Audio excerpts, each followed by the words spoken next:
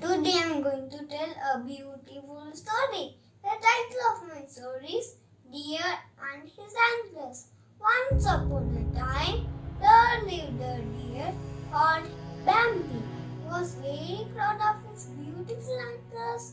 One day, he was drinking water from the river and saw his reflection. He kept on looking at his antlers and started admiring it.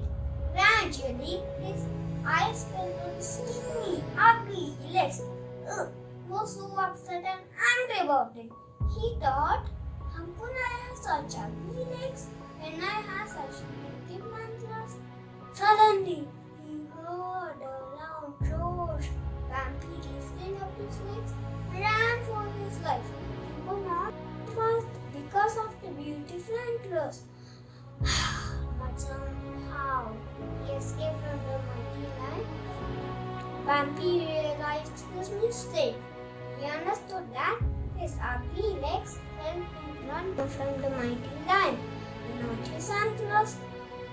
Bambi thanked God for his legs and his antlers. Moral of the story: there is a purpose for every gift from God. I hope you all understood the story. So be thankful to God for the things He has given us. Bye bye. Thank you.